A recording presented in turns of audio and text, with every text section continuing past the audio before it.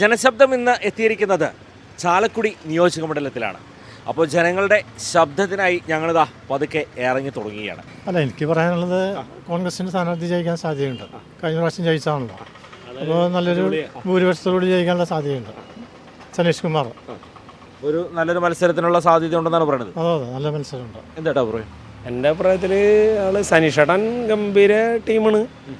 പക്ഷേ വേറെ കുറച്ച് ടീമുകൾ അതിൻ്റെ ഇടയിൽ വന്നുള്ളുണ്ട്. അപ്പോൾ എന്നാലും ആളെന്നെ പക്ഷേ പക്ക മനുഷ്യനാണ്. ആള് ജയിക്കാൻ ചാൻസ് ഉണ്ട്. അല്ല, 5 കൊല്ലത്തെ MLA ആയിട്ടിരുന്നിട്ട് നല്ല കാര്യങ്ങൾ വികസനങ്ങളൊക്കെ പക്കിന് എന്തൊക്കെ വികസന പ്രവർത്തനങ്ങളാണോ വോട്ടായിട്ട് മാറുന്നത്? അതെ അതെ. ആൾ പിന്നെ ചെറുപ്പക്കാരനാണ്, തിരക്കില്ല. എല്ലാ വീട്ടിലും എത്തുള്ളൂ ആള്. എല്ലാവരും എങ്ങനെയുണ്ട് നമ്മുടെ ചാലക്കുടി? ചാലക്കുടി അറിയില്ല, സ്ട്രോങ് ആണോ? അറിയില്ല. പിന്നെ വോട്ട് ചെയ്യാൻ പോറല്ലേ? വോട്ട് ചെയ്യാൻ ജനാധിപത്യ വിശ്വാസമുണ്ട്. പക്ഷെ ആര് ജയിക്കുന്നത് ആള് രഹസ്യ സ്വഭാവ വോട്ടറാണ്. തുറന്നു പറയില്ല. ഞാൻ തുറന്നു പറയും. നമ്മളിവിടെ സനീഷ് കുമാർ 100% ഉറപ്പല്ലേ, ഒരു സംശയമില്ല എനിക്ക്. ചേട്ടാ നമസ്കാരം. എങ്ങനെയാണ് നമ്മുടെ ചാലക്കുടി, ആർക്കൊപ്പം ആവും? ചാലക്കുടി എന്ന് പറഞ്ഞിട്ടുണ്ടെങ്കിൽ എല്ലാവരും ജയിക്കാനല്ലേ നിൽക്കണേ. അപ്പം നമ്മൾ ഒരാൾ പറഞ്ഞിട്ട് കാര്യമില്ലല്ലോ. അപ്പം ഞാൻ ഇന്നാൾ ജയിക്കുന്നത്, നിങ്ങൾ പറഞ്ഞ് വേറെ ആൾ ജയിക്കുന്നത്. നിലവിലുള്ള സാധ്യത എങ്ങനെയാണ് ചേട്ടൻ വിലയിരുത്തുന്നത്? നിലവിലുള്ള സാധ്യത എന്ന് വെച്ചാൽ UDF ജയിക്കാൻ സാധ്യതയുണ്ട് താണ്. കാരണം ഇവരുടെ ഈ ഓരോ സംസാരങ്ങളുണ്ട്. കാരണം ചർച്ചകളാണ്. വീട്ടിൽ പോയി ചോദിക്കി, അല്ലെങ്കിൽ ഞങ്ങളത് ഓർത്തു, എനിക്കറിയേണ്ട കാര്യം, അങ്ങനെ പറഞ്ഞുകൊണ്ട് ഒരു 95% UDF സാധ്യതയുണ്ട് എൻ്റെ കണക്കൂട്ടിൽ. നമസ്കാരം ചേട്ടാ. ആയിക്കോട്ടെ. എന്തുണ്ട് വിശേഷങ്ങൾ? നല്ല വിശേഷം. എന്ത് ചെയ്യണേ? ഞാൻ ഇവിടെ ഷോപ്പുണ്ട്. ഷോപ്പ് കുഴപ്പമൊന്നുമില്ല, ഉഷാറാണ്. എന്തിൻ്റെ ഷോപ്പ്? ഇവിടെ പുതുമ കളക്ഷൻ. അപ്പോൾ ഇങ്ങനെയാണ് നമ്മുടെ ചാലക്കുടിയുടെ നിലവിലുള്ള അവസ്ഥ. ശക്തമായൊരു പോരാട്ടത്തിനാണോ, ഒരു ത്രികോണ മത്സരത്തിന് സാധ്യതയുണ്ട്? എന്താണ് ചേട്ടൻ്റെ അഭിപ്രായം? ശക്തമായ പോരാട്ടം തന്നെ പറഞ്ഞത്. നമുക്ക് നമ്മുടെ സനീഷ് കുമാറിന് പ്രതീക്ഷയാണ്. സ്ട്രോങ് ആവും. പിന്നെ ആള് സ്ട്രോങ് ആണ്. 3 കൂട്ടരും കട്ടയ്ക്ക് തന്നെ സ്ട്രോങ് ആയിട്ട് തന്നെയാണ്. നല്ല പ്രവർത്തനം നടക്കുന്നുണ്ട്. അതെ, എല്ലാവരും നല്ല സ്ഥാനാർത്ഥികളാണ്. അപ്പോൾ അതുകൊണ്ട് ഒന്നും പറയാൻ പറ്റില്ല. നല്ല സ്ട്രോങ് ആകും. ചാലക്കുടി നല്ല പോണേ. ഇവിടുത്തെ LDFിൻ്റെ സ്ഥാനാർത്ഥി മൊത്തത്തിലൊരു മുന്നേറ്റം നടത്തുന്നുണ്ട്. അഡ്വക്കേറ്റ് വിജി ചെറിയത്ത് നല്ല ഒരു പൊതുസമ്മതനും ഇവിടെ എല്ലാവർക്കും വേണ്ടപ്പെട്ട ആളും. 5 ടീമിൽ ചാലക്കുടി നഗരസഭയിലെ പ്രതിനിധീകരിച്ച് കൗൺസിൽ നിലവിലെ ചാലക്കുടി നഗരസഭ ഏറ്റവും കൂടുതൽ ഭൂരിപക്ഷം ജയിക്കുന്നത്. വിവിധ വാർഡുകൾ മാറി നിന്ന് ജയിക്കുന്ന സ്ഥാനാർത്ഥിയാണ്. ചാലക്കുടിയുടെ കിഴക്കേ ഭാഗത്ത് വെച്ചാൽ പിന്നെ പടിഞ്ഞാറ് ഭാഗത്തിന് വനിത മാറുന്നു. അപ്പോൾ അങ്ങനെ നല്ലൊരു ഇതാണ് ഇവിടെ നിൽക്കുന്നത്. ഉച്ചച്ചേരത്തിന് അനുകൂലമായിട്ടൊരു സാഹചര്യം ചാലക്കുടി അനുകൂലമായിട്ടൊരു തരംഗമാണ്. ഒരു ശക്തമായൊരു മത്സരത്തിനുള്ള ഘടകം ശക്തമായിട്ട് കഴിഞ്ഞ തവണ ഇവിടെ UDFിൻ്റെ സ്ഥാനാർത്ഥിയാണ് ജയിച്ചതിന് കൂടി നിസ്സാര വോട്ടിനാണ് ജയിച്ചത്. അത് ഇതുണ്ട്. പക്ഷേ ഈ തവണ അതല്ല. ചിത്രം ബിജു ചെറുത്ത് വന്നതോടുകൂടി ആകെ ഒരു ചിത്രം മാറും. അതെ, LDFിന് മുൻതൂക്കം വരാൻ സാധ്യത കാരണം ചാലക്കുടി. നമസ്കാരം. എന്ത് വിശേഷം? സുഖമല്ലേ? ചാലക്കുടി തീ പിടിക്കുമോ ഈ പ്രാവശ്യം രാഷ്ട്രീയത്തിൽ? തെരഞ്ഞെടുപ്പ് തീ പിടിക്കും. കാരണം ഇയാൾ ചാലക്കുടിക്കാരല്ലേ, അപ്പം അതിൻ്റെ ഒരു നിലവാരം ഉണ്ടാവില്ലേ, നിലവാരം ഉണ്ടാവണ്ടേ. പിന്നെ അവർ ഫാമിലിപരമായിട്ട് കുറേ ഉണ്ട് ചാലക്കുടിയിൽ. അത് പ്രത്യേക ഒരു ഘടകമാണ്. പിന്നെ അയാൾ ബാർ അസോസിയേഷനിലും പിന്നെ 25 വർഷം കൗൺസിലറിലേക്ക്. 3 മുന്നണിയും സ്ഥാനാർത്ഥികൾ സ്ട്രോങ് ആണെന്നാണ് പറയുന്നത്. 3 മുന്നണി സ്ഥാനാർത്ഥി എന്ന് പറയാൻ പറ്റില്ല. മറ്റേ 2020 കഴിഞ്ഞാലും മരണം നിന്നു. അതിനൊന്നും കാര്യമില്ല. UDFും LDFും തമ്മിലുള്ള ആണ് മത്സരം. അത്രേ ഇവിടെ ഉള്ളൂ ചാലക്കുടി. എങ്ങനെയാണ് രണ്ടുപേരും നോക്കുമ്പോഴുള്ള ആ ഒരു കാര്യം ചേട്ടൻ്റെ അഭിപ്രായത്തിൽ എങ്ങനെയാണ്? ഇപ്പോഴത്തെ തരംഗം പറയുകയാണെങ്കിൽ വക്കീൽ ഇത്തിരി കുറച്ച് മുന്നോട്ട് പോകുന്നുണ്ട്. കാരണം ഞാൻ മുന്നത്തെ പറയാം, അവർ ഫാമിലി സെറ്റപ്പിലാണ്. LDFിൻ്റെ അയാളിപ്പോഴും LDF ആയുള്ളൂല്ലോ. അതിന് മുമ്പ് 25 വർഷം കൗൺസിലറായിരുന്നു. അപ്പോൾ അതുകൊണ്ട് അയാൾക്കൊരു നേട്ടങ്ങളൊക്കെ ഉണ്ടാവും എന്ന് വിചാരിക്കുന്നു. പിന്നെ പേഴ്സണലി അയാൾ നല്ല വ്യക്തിയാണ്, സ്ട്രോങ് ആണ്. പേഴ്സണലി ആൾ നല്ല വ്യക്തിയാണ്. അതൊരു നിലവാരം ഉണ്ടല്ലോ, ആ നിലവാരം നോക്കിയിട്ട് തന്നെ ആൾ പോകുള്ളൂ. പിന്നെ ആൾ കൗൺസിലർ രാജിവെച്ച് ഇങ്ങോട്ട് വന്നു എന്നിട്ട് കാര്യമില്ല. അതിപ്പോൾ പൊതുവെ രാഷ്ട്രീയത്തിലുള്ളതല്ലേ അല്ലേ. അപ്പോൾ അത് അയാൾ കുറച്ച് സാധ്യത മുന്നോട്ട് നിൽക്കുന്നുണ്ട് വക്കീൽ. എന്തായാലും നല്ല ചൂടൻ അങ്ങനെ ഉറപ്പാണ് ചാലക്കുടി ഇത്ര സ്ട്രോങ് ആവും. ഞാൻ ചോദിക്കാതെ, ചാലക്കുടി ഈ പ്രാവശ്യം സ്ട്രോങ് മത്സരത്തിനുള്ള സാധ്യതയാണ്. എങ്ങനെയാണ് നിലവിൽ? LDF വരാനുള്ള സാധ്യത. ശക്തമായ മത്സരമുണ്ട്. ശക്തമായ മത്സരമാണ്. UDF-ന്റെ സ്ഥാനാർത്ഥി നമുക്കറിയാൻ പറ്റും, നിലവിലുള്ള സിറ്റിംഗ് MLA ആണ്. അത് എങ്ങനെയായിരുന്നു അപ്പോൾ നിലവിലുള്ള ഭരണത്തെക്കുറിച്ചും ഒപ്പം തന്നെ ഭരണം ചെയ്യുന്നതാണ്? നമ്മളിവിടെ ഞാൻ ചാലക്കുടിക്കാരനാണ്, ആളെ കാണൽ കുറവാണ്. ചാലക്കുടി ഭാഗത്തൊക്കെ പറയുമ്പോൾ കാണൽ കുറവാണ്. കാരയിലൊക്കെ പോകണമെന്ന് നമ്മൾ കണ്ടാണ്. ഈ പ്രാവശ്യം സ്ട്രോങ് മത്സരം നടക്കും. മത്സരം നടക്കും. പിന്നെ ചാലക്കുടിക്കാരനാണ് LDF-ന്റെ സ്ഥാനാർത്ഥി. അത് തൊട്ടടുത്ത് തന്നെയാണ് ആളുടെ വീട്. കഴിഞ്ഞ പ്രാവശ്യം 1500 വോട്ടിനൊക്കെയാണ് ഭൂരിപക്ഷത്തിന് UDF ജയിച്ചത്. അങ്ങനെയാണെങ്കിൽ ഈ കുറി ചിത്രം മാറും. അതാണ് സ്ഥിതി. രാഷ്ട്രീയം പറഞ്ഞാൽ നമ്മളങ്ങനെ രാഷ്ട്രീയമായിട്ട് കൂടുതൽ അഭിപ്രായമില്ലാതെ വന്നാലും ഇപ്പം ഭൂരിഭാഗ അഭിപ്രായം ഇപ്പം LDF-ന് ഒരു സ്ഥാനാർത്ഥി ഒരു മുൻതൂക്കമുണ്ടെന്ന് ഒരു സംസാരമുണ്ട്. പിന്നെ പറയുന്നത് ഇപ്പോൾ സനീഷ് കുമാർ MLA ആൾ മികച്ചൊരു പ്രവർത്തനം കാഴ്ചവെച്ച ആളാണ്. അപ്പോൾ അതിൻ്റെ പേരിൽ ആളും ജയിക്കാൻ സാധ്യതയുണ്ടെന്നാണ് കൂടുതൽ റിപ്പോർട്ട് വന്നത്. ഇവിടെ ബിജു ചെറിയത്തിന് ചാൻസ് ഉണ്ട്. ചാലക്കുടിക്കാരനല്ല, എല്ലാവരും അറിയണ ഒരു വ്യക്തിയാണ്. മറ്റങ്ങോരാണെങ്കിൽ പിന്നെ അധികം മിണ്ടൂല്ല, ചിരിക്കില്ല, അങ്ങനത്തെ ഒരു മനുഷ്യനാണ്. അപ്പം ചാൻസ് ബിജു ചെറിയത്തിനാണ് കാണുന്നത്. ആൾക്ക് വ്യക്തിബന്ധങ്ങൾ കുറേ ഉണ്ട്. ചാലക്കുടിക്കാരനാണ്. അപ്പം അതിൻ്റെ കയ്യിൽ ബിജു ചെറിയത്ത് ജയിക്കുന്നതാണ് തോന്നണത്. അപ്പോൾ എങ്ങനെയാണ് ചേട്ടാ ഇവിടെ ജയിക്കാൻ സനീഷ് കുമാർ ജോസഫ് ജയിക്കാൻ ചാൻസ് കൂടുതൽ. അങ്ങനെ സാധാരണ അങ്ങനെ വരാറ്. അതെല്ലാവരും ഇവിടെ മയച്ചേക്കണത്. അപ്പോൾ നല്ല ഒരു സ്ട്രോങ് മത്സരത്തിന് സാധ്യതയുണ്ട്. മറ്റാൾക്ക് കേരള കോൺഗ്രസിൻ്റെ സ്ഥാനാർത്ഥി ജയിക്കാനാണ് സാധ്യത കൂടുതൽ. അങ്ങനെയാണ് മുമ്പ് ഇവിടെ ഇട്ടുപ്പ് വക്കീൽ ഒരായ കേരള കോൺഗ്രസിൻ്റെ കാൻഡിഡേറ്റാണ് ഇവിടെ ജയിച്ചിട്ടുള്ളത്. അപ്പോൾ അത് കുറച്ച് കാലങ്ങൾക്ക് മുമ്പാണ്. അതിവിടെ തിരിച്ചു വരുന്നത് എൻ്റെ ഒരു ഒപ്പീനിയൻസ്. നമ്മളിപ്പോൾ പറയണം ബിജു ജയിക്കാനുള്ള സാധ്യത കൂടുതൽ ആൾക്ക് ജയിക്കാനാണ് സാധ്യത ഘടകം അല്ലേ? കാരണം കഴിഞ്ഞ തവണ 2 നിസ്സാര വോട്ടിന് തോറ്റത്. ഇതാണ് പിടിച്ചെടുക്കാൻ പറ്റുന്നതാണ് പ്രതീക്ഷ. ഈ പ്രാവശ്യം നമ്മൾ പ്രതീക്ഷിക്കുന്നതിനപ്പുറമുള്ള കാര്യങ്ങൾ നടക്കും. സാധ്യതയുണ്ട്. അതെ. അപ്പോൾ ചാലക്കുടി മാർക്കറ്റിലൂടെ ഇങ്ങനെ കടന്നു പോകുമ്പോൾ ഒരു അടിപൊളി ഒരു പഴക്കട കണ്ടു. എല്ലാ വെറൈറ്റി ഉണ്ട് കേട്ടോ. ഇതാ കണ്ടില്ലേ, അങ്ങനെ പല വെറൈറ്റികളുണ്ട്. എന്തായാലും കുറച്ച് എണ്ണത്തിനൊക്കെ പേരെനിക്കറിയാം. എത്ര വെറൈറ്റികളുണ്ടാവും നമ്മുടെ കയ്യിൽ? ഇതിപ്പോൾ ഒരു 4-5 വെറൈറ്റി ഉണ്ട്. ചാലക്കുടിയിൽ എങ്ങനെയാണ് ഒരു രാഷ്ട്രീയത്തിൻ്റെ സംഭവങ്ങളൊക്കെ എങ്ങനെയാണ്? കുഴപ്പമില്ല. പ്രവർത്തനങ്ങൾ എല്ലാവരും 3 പാർട്ടിയും നല്ല ഭംഗിയായിട്ട് നടത്തുന്നുണ്ട്. കഴിവുള്ളവർ വരട്ടെ എന്ന് മാത്രം പറയാൻ പറ്റും. സ്ട്രോങ് ആയിരിക്കും എല്ലാം. മത്സരം എന്തായാലും സ്ട്രോങ് ആയിരിക്കാനും സാധ്യത. എല്ലാവരും അവരുടേതായ നിലപാടുകൾ സ്വീകരിച്ചിട്ടുണ്ട്. എല്ലാവരും നല്ല രീതിയിൽ പ്രചാരണങ്ങൾ നടത്തുന്നുണ്ട്. എല്ലാവരും നല്ല രീതിയിൽ തന്നെ ഇത് എന്താ പറയുക മുന്നോട്ട് പോകുന്നുണ്ട്. ആർക്കാണെന്നതിൽ പ്രവചിക്കാൻ പറ്റാത്തൊരു സ്ഥിതിയാണല്ലേ? പ്രവചിക്കാൻ പറ്റില്ല. എല്ലാവരും ഒരു ആവറേജ് ഇതിൽ എല്ലാവരും വർക്ക് ചെയ്യുന്നുണ്ട്. അതിൻ്റെ ഫലം നമുക്ക് തെരഞ്ഞെടുപ്പിൻ്റെ ഫലം വരുമ്പോൾ കാണാം. അത്രയേ ഉള്ളൂ.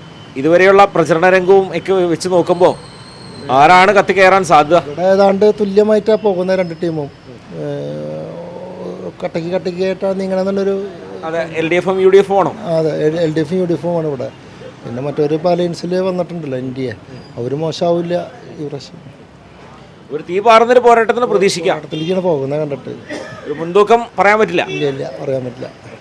ഇതാണ് നമ്മുടെ തനി നാടൻ മാങ്ങയാണ്. തനി നാടൻ മാങ്ങയാണ്. അത് 3 വെറൈറ്റി. ഇവിടെ ഇരിക്കുന്ന ഓരോ വെറൈറ്റികൾക്കും ഓരോ ഇതാണ്. അതായത് മാമ്പഴത്തിനെ ഇഷ്ടപ്പെടുന്ന ആളുകൾക്ക്, അവർക്ക് മാമ്പഴത്തിനെ കുറിച്ച് കൂടുതൽ അറിയുന്ന ആളുകളോടൊക്കെ ഈ ഒരു ഇത് കാണുമ്പോൾ അവർക്ക് അറിയാൻ പറ്റും. ഗംഭീരമായിട്ടുണ്ട് കേട്ടോ, ഭയങ്കര മണം. എന്തായാലും കച്ചവടം എങ്ങനെയാ? കച്ചവടം വളരെ മോശമാണ്. ചൂടാണ് മെയിൻ. പിന്നെ മാർച്ച് മാസമൊക്കെ അല്ലേ, അപ്പം അതിൻ്റെതായിട്ടുള്ളത്. ചാലക്കുടി എങ്ങനെയാണ് ഇപ്പോഴത്തെ അവസ്ഥ? ചാലക്കുടി അവസ്ഥ ഇലക്ഷനെ പറ്റി പറയുകയും ഇലക്ഷൻ വളരെ ടൈറ്റിലാണ്. ഒപ്പത്തിനൊപ്പമാണോ? ഒപ്പത്തിനൊപ്പം എന്ന് പറയാൻ പറ്റില്ല. ഇതാണ് ബിജു ചെറിയത്തിനുള്ള സാധ്യത കൂടുതലും. മത്സരം അപ്പോൾ കടുകട്ടിയാവും. പ്രതീക്ഷിക്കുന്നതിനേക്കാൾ അപ്പുറം ലെവലിലേക്ക് പോകുന്നതാണ് പറയണേ. അതെ, പിന്നെ ബിജു ചെറിയത്ത് പറഞ്ഞാൽ ചാലക്കുടിക്കാരനാണ്. അപ്പം നമുക്ക് വേണ്ടപ്പെട്ട ഒരു വ്യക്തിന്. അതുകൊണ്ട് ബിജു ചെറിയത്തിന് സാധ്യത കൂടുതൽ കാണണത്. പ്രതീക്ഷ എങ്ങനെയാണെന്ന് വെച്ചാൽ നമ്മളിപ്പോൾ അങ്ങനെ സ്ട്രോങ് ആണോ? സ്ട്രോങ് ആണ്. സനീഷ് കുമാർ ജയിക്കാൻ സാധ്യത എനിക്ക് തോന്നുന്നു. അപ്പോൾ കട്ട മത്സരമാണ്. കട്ട മത്സരത്തിൽ നിങ്ങളൊക്കെ ഒരു ചേട്ടനോട് ചോദിക്കട്ടെ. നമസ്കാരം ഉണ്ട് ചേട്ടാ, എന്തുണ്ട് വിശേഷങ്ങൾ? ഇത് നമ്മുടെ എന്തായാലും ഇത് പാലക്കാണ്, പാലക്ക് ചീര. ഓക്കെ, അപ്പോൾ എങ്ങനെയാണ് ഹിന്ദിക്കാരൊക്കെ കൂടുതലുണ്ടല്ലോ നമ്മുടെ നാട്ടില്. അപ്പോൾ അവർ കൂടുതലും പാലക്കിനോട് താല്പര്യം. അപ്പോൾ അവരെ കണ്ടുപിടിച്ച് ചെയ്യുന്നത്. നമ്മുടെ നാട്ടിലെ ആൾക്കാർ കുറവാണ്, ഇപ്പം ഉപയോഗം കുറവാണ്. പക്ഷെ അവർ കൂടുതലായിട്ട് ഉപയോഗിക്കുന്നത്. അവർ കൂടുതൽ ഉപയോഗിക്കും. പിന്നെ അവരുടെ വീട്ടിൽ നേരത്തേക്ക് അവരാണ് കൂടുതൽ വരാം. ഇതേ കണ്ട ഇതപ്പോഴത്തെ ഹിന്ദിക്കാർ അവർ മാർക്കറ്റിൽ സാധനം നോക്കിയിട്ട് പോയിട്ടുണ്ട് അവർ. പിന്നെ അവർ വരും. സ്ഥിരം കസ്റ്റമറൊക്കെയാന്ന് തോന്നുന്നു. പിന്നെ കുറേ ഹിന്ദിക്കാരുണ്ട്. നമ്മളും ബംഗാളിയൊക്കെ പഠിച്ചു തുടങ്ങിയില്ലേ. അത്യാവശ്യം ഹിന്ദിയൊക്കെ അറിയാം. പിന്നെ പൈസാബ് എന്നൊക്കെ പറയുന്നത് അപ്പുറത്തേക്ക് എത്തി. അപ്പുറത്തേക്ക് എങ്ങനെയാണ് ചാലക്കുടിയുടെ നിലവിലുള്ള സാഹചര്യങ്ങൾ? ഇപ്പോൾ ആര് കത്തിക്കയറാനാണ് സാധ്യത? നമ്മുടെ ചാലക്കുടിയിലുള്ള ബിജേട്ടൻ ആള് ഈ മാർക്കറ്റിൻ്റെ ബാക്കിൽ നിന്നുള്ള വീട്. ചാലക്കുടിനെ ഒരുപാട് അറിയുന്ന ആളാണ്. കുഴപ്പമില്ല. ഇതിന് കാര്യങ്ങളൊക്കെ പോയി പറഞ്ഞു കഴിഞ്ഞാൽ ചെയ്തു തരുന്ന ഒരാളാണ് ആണ്. അപ്പം അങ്ങനെ ഒരു ബന്ധം ആളായിട്ടുണ്ട്. മറ്റേ ചേട്ടനായിട്ട് വലിയ കണക്ഷൻ ഇല്ല. ആള് പുറത്തുനിന്നൊന്നും താമസിക്കുന്നില്ല. ആളല്ല ചൗക്ക പോണ വഴിക്ക് താമസിക്കുന്നതെന്നാണ് കേട്ടെ. ഈ ബിജേട്ടനാണെങ്കിൽ എല്ലാവരും അറിയുന്ന ആളല്ലേ. ബിജേട്ടനും മുൻതൂക്കം എന്ന് തോന്നണേ. അതെ, ബിജേട്ടനെ മുൻതൂക്കം സ്ട്രോങ് ആണപ്പോൾ. പിന്നെ ഈ തോണെ നല്ല ടൈറ്റ് കോമ്പറ്റീഷൻ ആയിരിക്കും ഈ കുറി അല്ലേ? ഈ കുറി. സ്ഥാനാർത്ഥികളുടെ ഒരു എനിക്ക് തോന്നുന്നു UDF-ഉം LDF-ഉം ആണോ കളത്തിൽ നിറഞ്ഞു നിൽക്കുന്നത്? അവരാണ് ഏറ്റവും ഇതായിട്ട് നിൽക്കുന്നത്. ഇപ്പോൾ എല്ലാവരും ഈ രണ്ട് സ്ഥാനാർത്ഥികളെ മെയിനായിട്ടുള്ളൂ. മറ്റവരും കുറവല്ല. NDA സ്ഥാനാർത്ഥിയൊന്നും ഇപ്പോൾ മോശമില്ല.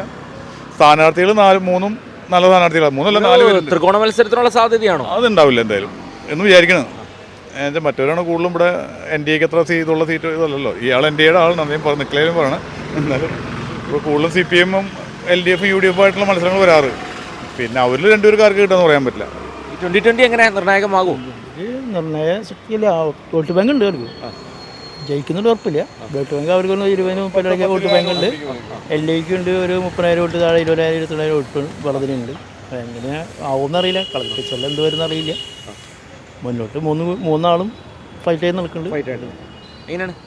അങ്ങനെ തന്നെ ആൾ പറഞ്ഞ മാതിരി തന്നെ ഫൈറ്റാണ് ഇപ്പോൾ ഇവിടെ. പ്രചരണത്തിന്റെ ഘട്ടം നോക്കുമ്പോൾ നമുക്ക് പ്രവചനാതീതമാണ്. അതെ, പറയാൻ പറ്റില്ല. ഞാൻ മറ്റത് പഴയ MLA, പിന്നെ ഇയാൾ ചാലക്കുടിക്കാരൻ, അങ്ങനെയൊക്കെയാണ് വരുന്നത്. അപ്പോൾ അതുകൊണ്ട് ഇപ്പോൾ കണ്ടറിയേണ്ടി വരും. ആൾ 5 കൊല്ലം കൂടി ഉണ്ടായിരുന്ന വ്യക്തി. പിന്നെ ബിജു ചെറിയത്ത് മോശം ഉള്ള ആളല്ല, ചാലക്കുടിക്കാരനാണ്. പിന്നെ എന്ന് വെച്ചാൽ ഇപ്പോഴത്തെ രാഷ്ട്രീയ സാഹചര്യങ്ങളൊക്കെ വിലയിരുത്തുമ്പോൾ അതും ഒരു വിഷയമാണ്. ഇപ്പം ഇവിടെ ഇതൊക്കെ ഉണ്ട്. ആൾക്കാർ ജനങ്ങൾക്ക് 4 സ്ഥാനാർത്ഥികളും നല്ല സ്ഥാനാർത്ഥികളാണ്. ഇപ്പോൾ വേറൊരു ചാലക്കുടിക്കാരനുണ്ട് 2020-യുടെ. ഇടതുപക്ഷ മുന്നണി ജയിക്കും. ഒരു തരംഗത്തിലേക്കാണോ കാര്യങ്ങൾ പോകുന്നത്?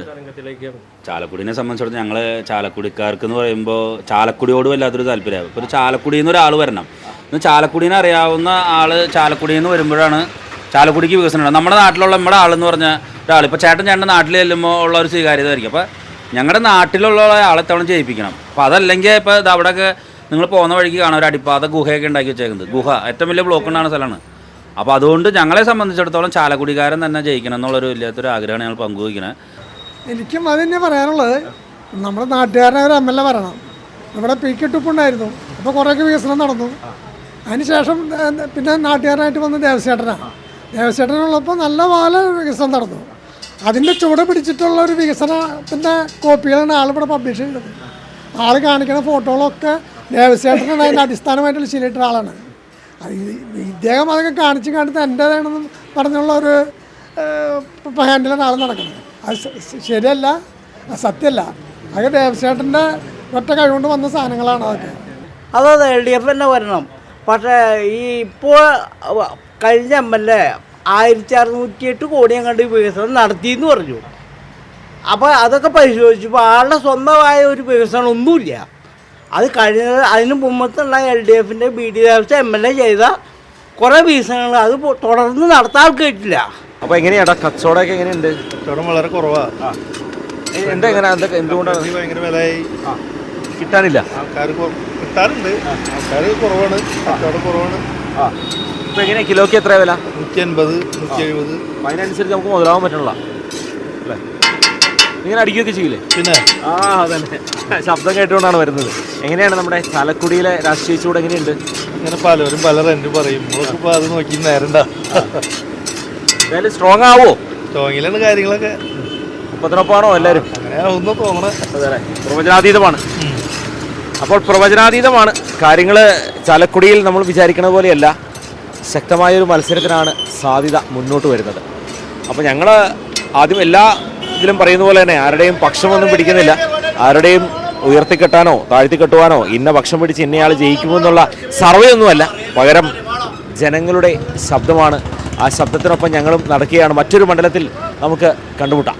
ജനശബ്ദം നിങ്ങൾക്കായി സമർപ്പിച്ചത് doctor Rani Menon Maxivision eye hospital, Thrissur. കാത്തുകൊള്ളാം കണ്ണിലെ കൃഷ്ണമണി പോലെ. Pattambi investments and loans private limited. നിക്ഷേപങ്ങൾക്ക് കരുതലായി കൂടെയുണ്ട് Pattambi investments. TPR gold and diamonds, MG road, Thrissur, Triprayar. Happy മാരേജിന് ഹാപ്പിയായി സ്വർണ്ണമണിയാം. Elista gold and diamonds wholesale designer jewellery, Pallikulam road, Thrissur. സ്നേഹം പോലെ പരിശുദ്ധം. നിങ്ങളുടെ വാഹന സ്വപ്നങ്ങൾ യാഥാർത്ഥ്യമാക്കും Johns Honda, Thrissur, Alappuzha. Kalpaka wedding, Kunnamkulam. കുന്നംകുളത്തിന്റെ ഏറ്റവും വലിയ വസ്ത്രവിസ്മയം ഏറ്റവും കുറഞ്ഞ വിലകളിൽ.